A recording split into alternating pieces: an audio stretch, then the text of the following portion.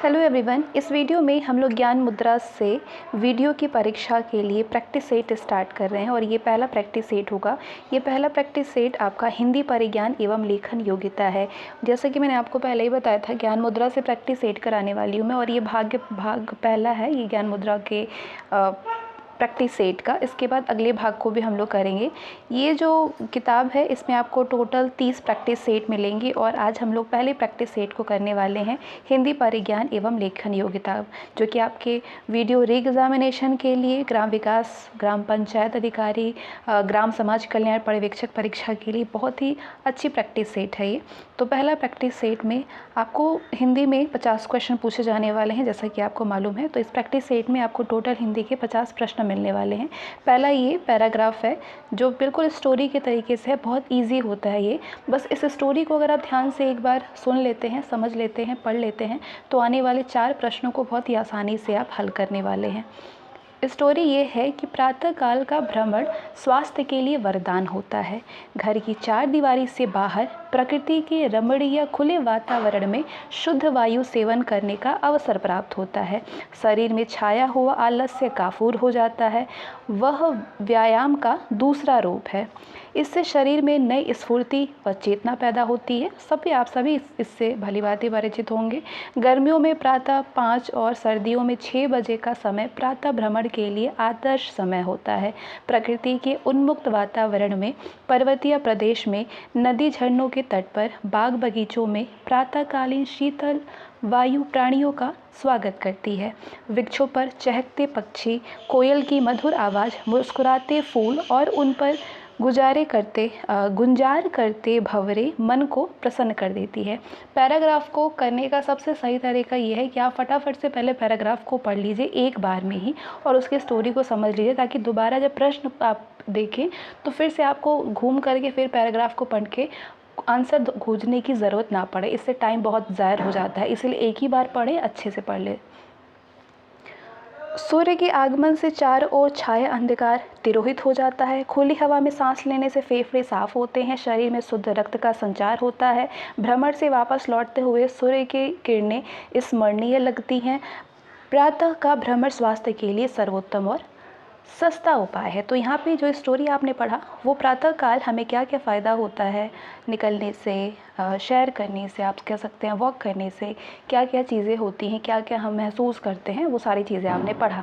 तो अब जाहिर सी बात है कि आने वाला जो प्रश्न है उसको आप आसानी से करेंगे। ये उपरोक्त जो गद्यांश था इसके आधार पर निम्न प्रश्न के उत्तर दीजिए। गद्यांश का उपयुक्त शीर्षक बताइए।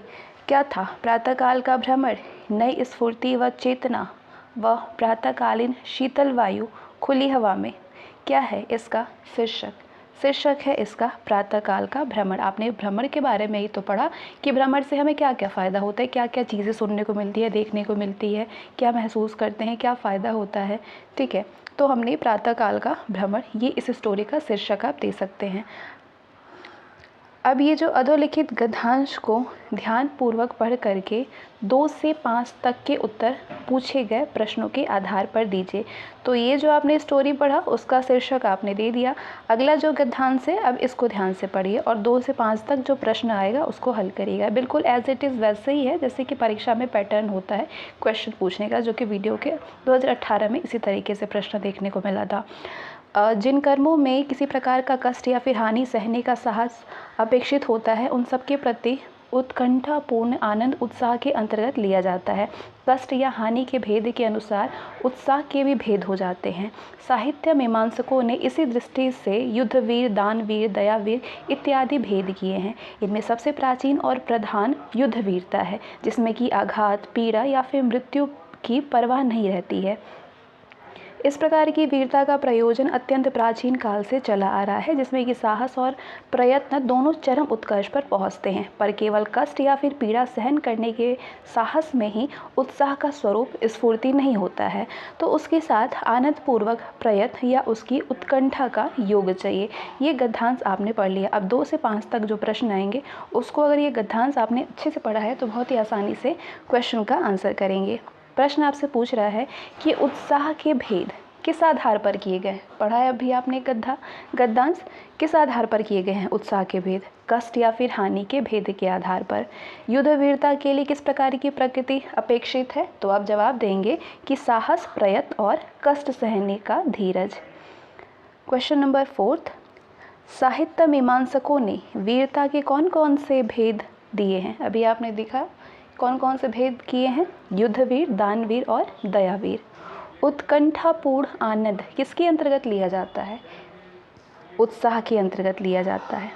ठीक है, चलिए अब ये हो गया। ये तो आपको प्रैक्टिस सेट कराई जा रही है, लेकिन अभी आपको अलग से भी ये कराई जाएगी, ताकि प्रैक्टिस सेट अभी आपको सिर्फ इसलिए मैं करा रही हूँ ताकि 30 सेट अगर आप बैक टू बैक कर लेंगे ना, तो उसके बाद जब पढ़ेंगे आप चैप्टर वाइज चीज़ों को, तो आपको ये समझ में आएगा कि हाँ, हमें पढ़ना क्या है, किस तरीके से प्रश्न पूछा जाता है। भारत सरकार की ओर से विदेशी सरकारों, उनके राजदूतावासों, अंतर्राष्ट्रीय संगठनों तथा स्वदेश स्थित कार्यालयों को जो पत्र लिखे जाते हैं, ये आप बहुत ईजिली इसका आंसर करेंगे। बताइए वो किस श्रेणी में आता है? वो सरकारी पत्र में आता है। ये आपने पढ़ लिया तो अब तभी आप समझ गए होंगे कि ये सरकारी पत्र की श्रेणी में आता है। जब किसी अधिकारी का ध्यान किसी सरकारी मामले की ओर व्यक्तिगत तौर पर आकर्षित करना होता है, तब ये बताइए कि किस तरह के पत्र लिखे जाते हैं? आदर्श शासकीय पत्र लिखे जाते हैं। जिनका जिनका सही टिक लगा है वो बिल्कुल सही है। किसका प्रयोग तब किया जाता है जब कोई पत्र मूल रूप में प्रेषक को वापस लौटाया जाता है? पॉज करके पहले आप खुद आंसर करिए, तब आप आंसर सुनिएगा, इससे आपकी प्रैक्टिस हो जाएगी। वरना मैं पूरे 30 प्रैक्टिस करा दूंगी, फिर दूसरा भाग भी मैं करा दूंगी, लेकिन उससे आपको क्या फ़ायदा मिलेगा? कोई फ़ायदा नहीं मिलेगा। आपने तो टेस्ट दिया ही नहीं, तो इसलिए पॉज करके सुनिए इस चीज़ों को। PDF भी आपको मिलेगा, वो टेलीग्राम पर मिलेगा। इसका प्रयोग तब किया जाता है जब कोई भी पत्र मूल रूप में प्रेषक को वापस लौटाया जाता है। किसका प्रयोग किया जाता है? पृष्ठांकन का प्रयोग किया जाता है ना। किसी भी संदर्भ या फिर विषय वस्तु का कम से कम शब्दों में तथ्यपूर्ण एवं सुस्पष्ट पुनर्लेखन क्या कहलाता है? बताइए। संक्षेपण कहलाता है ना। किसी भी संदर्भ या विषय वस्तु का कम से कम शब्दों में अगर हम तथ्यपूर्ण और सुस्पष्ट पुनर्लेखन करते हैं तो उसको हम कहते हैं कि संक्षेप में हमने बताया है, संक्षेपण करते हैं उसको। हिंदी भाषा में कितने स्वर होते हैं? हिंदी भाषा में सही जवाब होगा 11। हिंदी में ध्वनियाँ कितने प्रकार की होती हैं? आंसर कर दिया आप लोगों ने। 2 ध्वनियाँ होती हैं। वर्ण तालिका के अनुसार ह्रस्व, दीर्घ और प्लुत। ये क्या है? ये क्या है बताइए। ये सारे स्वर है ना, दीर्घ स्वर, ह्रस्व स्वर। ये पढ़ा है आपने ना? स्वर नहीं पढ़ा है तो अभी आपको चैप्टर वाइज पढ़ाई जाएगी। निम्नलिखित में से पुल्लिंग शब्द इसमें से कौन सा है? रचना, प्रार्थना, आज्ञा, पत्र। इसमें से पुल्लिंग कौन सा है? पत्र। पत्र क्या है? ये पुल्लिंग है। निम्नलिखित विकल्पों में पुल्लिंग शब्द बताइए। अब तक 2 पुल्लिंग पूछा गया, स्त्रीलिंग, पुल्लिंग। ये सब आपको बहुत अच्छे से तैयार होना चाहिए, समझ रहनी चाहिए आपको कि पुल्लिंग कौन है, स्त्रीलिंग कौन है। ठीक है, वस्तु से संबंधित, चीज़ों से संबंधित। यहाँ पे पक्षी क्या है? ये पुल्लिंग है। राशि, कुर्सी, चील, ये सब स्त्रीलिंग में आते हैं। ठीक है, पक्षी क्या है? पुल्लिंग है। इनमें से कौन सा शब्द स्त्रीलिंग है? विवाद, सार, आय, रूप। स्त्रीलिंग क्या है? आय।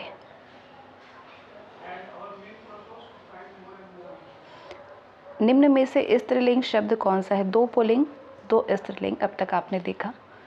दुख, गरिमा, लेख, स्पर्श। स्त्रीलिंग कौन सा है? गरिमा। नाम से ही समझ में आ रहा है। संधियाँ 3 प्रकार की होती हैं, तो बताइए इनमें से कौन सा एक प्रकार की संधि नहीं है? एक संधि का प्रकार नहीं है। स्वर संधि, व्यंजन संधि, विसर्ग संधि, अनुस्वार संधि। आप कौन सा इसमें से विषम लग रहा है जो कि नहीं होना चाहिए संधि में? अनुस्वार संधि। ये संधि है क्या? ये संधि के प्रकार है? नहीं है। व्यंजन संधि है, स्वर संधि है, विसर्ग है। अब बताइए उल्लंघन का संधि विच्छेद करिए। उल्लंघन का संधि विच्छेद तो मुझे लगता है सबसे इजी होता है। उल्लंघन, उल्लंघन। ठीक है, क्या? लंघन। ये आधा ला में चला गया और ये आपका पूरा ला में है। ठीक है। निम्नलिखित शब्दों में से स्वर संधि को पहचानिए। स्वर संधि: सद्गति, सज्जन, दिग्दर्शन, विद्यालय। इसमें से स्वर संधि कौन सा है? विद्यालय है। विद्यालय क्या है? स्वर संधि है। ये सिर्फ प्रैक्टिस है, यहाँ पे मैं एक्सप्लेन नहीं करूँगी चीज़ों को। एक्सप्लेन करने के लिए क्लासेस तो आपको मिलते ही हैं, हर जगह से आपने क्लासेस किया होगा, और हिंदी के कुछ ही क्लासेस दिए गए हैं, तो मैं और भी दूंगी, ठीक है। तो यहाँ पे सिर्फ प्रैक्टिस चल रही है, और आपको सिर्फ एक तरीके से आप सोचेंगे टेस्ट दे रहे हैं, और आपको एक्सप्लेन नहीं किया जाएगा, आपको सिर्फ आंसर करनी है। आपके पास जितना अभी ज्ञान है हिंदी का, वो आप आंसर करिए और देखिए कि 50 में से कितने मार्क्स आप गेन कर पा रहे हैं। पो धन अन, ये किस स्वर संधि का उदाहरण है? बताइए। अयाधि, अयाधि संधि का उदाहरण है। यथाविधि, यथाविधि में कौन सा समास है? यथाविधि में अव्ययी भाव समास है। कौन सा समास है? अव्ययी भाव समास। समास तो मैंने पढ़ाया हुआ, ये तो आप नहीं कह सकते कि नहीं पढ़ाई गया, आंसर कर दिया होगा आपने। गुरुदेव शब्द में समास क्या है? कौन सा समास है गुरुदेव में? अव्ययी भाव, तत्पुरुष, बहुव्रीहि समास या फिर कर्मधारय समास?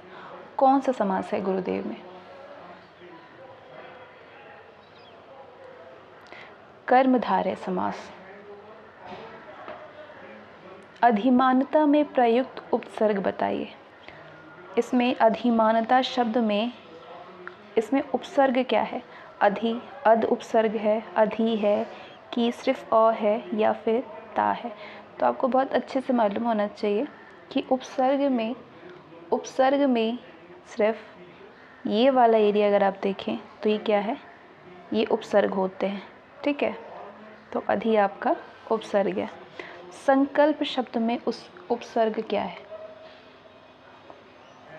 सम। इसको आप संधि विच्छेद करेंगे, क्या होगा? ये सम होगा ना। तो सही जवाब होगा इसमें क्या? सम है उपसर्ग। अगला है कि औपचारिक शब्द में प्रत्यय लगा है। कौन सा? औपचारिक में प्रत्यय कौन सा लगा है? एक। औपचारिक, ठीक है, एक है ना, एक आ रहा है, साउंड करिए। तो इसमें क्या है? प्रत्यय, प्रत्यय एक है। निम्नलिखित में से किस शब्द में नी प्रत्यय नहीं है? नी किस में समझ में नहीं आ रहा है आपको कि नहीं है? मोरनी में, कूटनी में, नौकरानी में, शेरनी में। तो आपको लग रहा होगा कि सभी में है। किस में बताया जाए कि नहीं है? तो शेरनी, मोरनी, कूटनी, यहाँ पे चीज़ें आप डायरेक्टली नी में आ गया। लेकिन नौकरानी में अगर आप देखें तो आपने थोड़ा सा और वो किया, नौकरानी, ठीक है। तो ये प्रत्यय, नी प्रत्यय इसमें नहीं है। अगला है, निम्नलिखित में से कौन सा शब्द तत्सम नहीं है? बताइए। आँख तत्सम नहीं है, ये तद्भव है। तत्सम तद्भव आप जानते ही होंगे। तत्सम वो जो कि संस्कृत भाषा से उत्पन्न होते हैं, और तद्भव वो जो हिंदी भाषा होते हैं। आँख क्या है? हिंदी है, और यही अक्षी रहता तो आप कहते हैं कि ये भी तत्सम है। निम्नलिखित में से कौन सा शब्द तत्सम है? बताइए। अग्र, आँख, आग, आज, तत्सम कौन सा है इसमें से? अग्र, ठीक है। बाकी आग, आँख, आज, ये सब तद्भव में आते हैं। निम्न में से विदेशी शब्द, विदेशी शब्द बताइए। उष्ट, प्रिय, भक्त, इसमें विदेशी शब्द है अमीर। कौन सा है? अमीर है। राज्यपाल में कौन सी संज्ञा है? व्यक्तिवाचक, जातिवाचक, भाववाचक या फिर समूहवाचक? जातिवाचक है। राज्यपाल में क्या? उसकी जाति है। इनमें से भाववाचक संज्ञा कौन सा है? बताइए। तीर, चिंता, तप या भरत? जवाब होगा चिंता। चिंता क्या है? भाववाचक संज्ञा है। क्वेश्चन नंबर 32, पुरुषवाचक सर्वनाम के कितने भेद होते हैं? बताइए। पुरुषवाचक सर्वनाम में आपके कितने भेद होते हैं? 3 भेद होते हैं, ठीक है। वह स्वतः ही जान जाएगा, इसमें वह सर्वनाम है। कौन सा बहुत वो सर्वनाम है, ये तो आप भी जानते हैं, हम भी जानते हैं, सब बच्चे भी जानते होंगे, लेकिन ये कौन सा सर्वनाम है ये बताइए। पुरुषवाचक, निजवाचक, संबंधवाचक या फिर अनिश्चयवाचक। अगर आप सोच रहे हैं कि निजवाचक है तो बिल्कुल सही, क्योंकि यहाँ पे उसकी निजता के बारे में बात हो रही है, वह स्वतः ही जान जाएगा। पापी में कौन सा विशेषण है? पापी कौन सा विशेषण है? सार्वनामिक है, परिमाणवाचक है। पापी वो उसके किस चीज़ के बारे में बता रहा है? पापी उसके गुण के बारे में बता रहा है कि अरे वो तो पापी है, या फिर उस कहेंगे कि वो अच्छा है तो भी तो उसके गुण के बारे में बात हो रही है। तो यहाँ पे गुणों की बात हो रही है, गुणवाचक विशेषण है ये। इनमें से कौन सा क्रिया विशेषण का भेद नहीं है बताइए। स्थानवाचक, परिमाणवाचक, जातिवाचक या रीतिवाचक? जातिवाचक क्रिया विशेषण का भेद नहीं है। परिमाणवाचक है, रीतिवाचक है, स्थानवाचक है। मोह शब्द कौन सा विशेषण है बताइए। गुणवाचक है ये। मोह ये उसका गुण है कि उसके अंदर मोह है, ठीक है। मीरा जोर से हंसी, ये जो वाक्य आप देख रहे हैं इसमें किस क्रिया का समुचित उदाहरण है? अकर्मक क्रिया है इसमें। मीरा जोर से हंसी कौन सा क्रिया है? अकर्मक है। इनमें से निम्नलिखित में से क्रिया विशेषण कौन है? अंधेरा, धीरे धीरे, चाल चलन या सुंदर? बताइए। धीरे धीरे ये क्या है? क्रिया विशेषण है। अगला, उनके बिना तुम कुछ नहीं हो, ये जो वाक्य आप देख रहे हैं इसमें संबंध बोधक शब्द कौन सा है? संबंध जो संबंध को दर्शा रहा है, संबंध बोधक कौन सा है इसमें बताइए। बिना, उसके बिना, ठीक है। कुछ भी, तुम कुछ नहीं हो, उसके बिना। बिना क्या है? संबंध बोधक है। अगला, कौन सा समुच्चय बोधक अवयव नहीं है? समुच्चय बोधक अर्थात अपने वीडियो के सिलेबस से तो आप परिचित होंगे ही, तो ये सारे आपके सिलेबस से ही है और उम्मीद करते हैं कि आप बहुत फास्ट आंसर, जितनी फास्ट बढ़ रही हैं चीज़ें उतनी फास्ट आप आंसर भी कर रहे होंगे, इनफैक्ट उससे भी तेज आप आंसर कर रहे होंगे। आजन्म क्या है? ये समुच्चय बोधक नहीं है। अर्थार्थ है, अतएव है, अथवा है, आजन्म नहीं है, क्योंकि समुच्चय जैसे कि हम लोग बीच में यूज़ करते हैं अतएव, अथवा, अर्थात ये सब समुच्चय बोधक होते हैं। आजन्म तो एक शब्द हो गया, ठीक है। जिन वाक्यों का संबंध वाक्य में नहीं वक्ता के हर्ष, शोक आदि भावों से होता है वे क्या होते हैं? कौन सा अवयव होता है बताइए। जिन अवयवों का संबंध वाक्य से नहीं वक्ता के हर्ष, शोक आदि भावों से होता है वो क्या है? वो विस्मयादि बोधक अवयव होता है, ठीक है। उसका वाक्य से नहीं उसके हर्ष, उत्साह, शोक ये सारी चीज़ों से होता है, तो मतलब विस्मय की बात हो रही है। कौन सा शब्द अनुपम का पर्यायवाची है? पर्यायवाची तो मैंने कई बार पढ़ाया हुआ और सारे ए टू जेड कहें वो तो आपके क से ज्ञ तक कह सकते हैं, अ से ज्ञ तक मैंने कई बार पर्यायवाची, विलोम शब्द ये सब डाला हुआ है, तो आपने बहुत अच्छे से पढ़ा होगा। अद्वितीय, अनुपम का पर्यायवाची क्या होता है? अद्वितीय, ठीक है। गेह का पर्याय क्या होता है?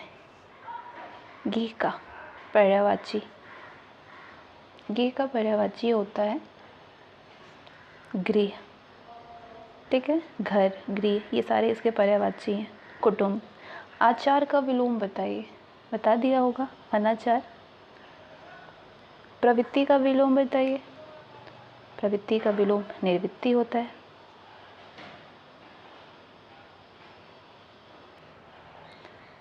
क्वेश्चन नंबर 46, अवली, आवली ये शब्द युग्म का सही अर्थ बताइए। अवली और आविल का।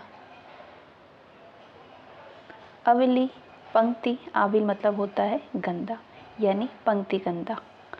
बलि, इस बलि और ये बलि, इस शब्द युग्म का सही अर्थ बताइए। एक भी अगर आपको मालूम होता है, चाहे इधर का चाहे इधर का, तो आप बहुत आसानी से इसका जवाब दे सकते हैं, ठीक है। बलि आप जानते हैं कि बलिदान देना, ठीक है। तो आप बलिदान समझ लिए। अगर इस बलि का मीनिंग आपको नहीं मालूम होगा फिर भी आप आंसर कर देंगे बलिदान वीर। ठीक है। नेक्स्ट है प्रत्यय शब्द। प्रत्यय शब्द वो शब्दांश है जो कि, प्रत्यय शब्द वो शब्दांश है जो क्या, किसी भी शब्द के बाद में जुड़ा होता है। मतलब जुड़ा होता नहीं है, जुड़ता है। किसी भी शब्द के बाद में जो जुड़ता है वो प्रत्यय होता है। कौन सा शब्द शुद्ध है इसमें से, इसको देखिए और बताइए। डिक्शनरी में से, मतलब ये वर्ड मतलब डिक्शनरी नहीं कह सकते हैं इसको आप कहेंगे स्पेलिंग। ठीक है, शुद्ध स्पेलिंग बताइए। अंताक्षरी, अंत्याक्षरी, अंताक्षरी या फिर अंताक्षरी, क्या होता है असली, क्या लिखते हैं इसको, क्या बोलते हैं हम इसको? अंताक्षरी बोलते हैं ना। ऐसे आप बोलते हैं तो आपको लगता है कि अंताक्षरी हम लोग बोल रहे हैं, लेकिन वो अंत्याक्षरी होता है। ठीक है। अब इसमें से शुद्ध शब्द बताइए। पूजनीय आपको लिखना है, तो आप शुद्धता में से कैसे लिखेंगे? पूजनीय, पूजनीय, पूज्यनीय तो हम लोग नहीं बोलते, हम लोग क्या बोलते हैं? पूजनीय। पूजा, वो इंसान क्या है? पूजनीय है। तो सही जवाब होगा पूजनीय। सो राइट आंसर इज पूजनीय। ठीक है। तो ये टोटल आपके हिंदी में 50 क्वेश्चंस थे और आई होप 50 में से आपने 47, 48 तो आंसर किया ही होगा।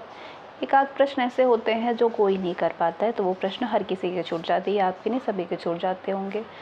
तो ये पहला था। इसी के बाद आपकी जनरल जीके के भी ज्ञान मुद्रा से जो प्रैक्टिस सेट है वो कराऊंगी मैं, और रीजनिंग के भी एक सेट आएंगे।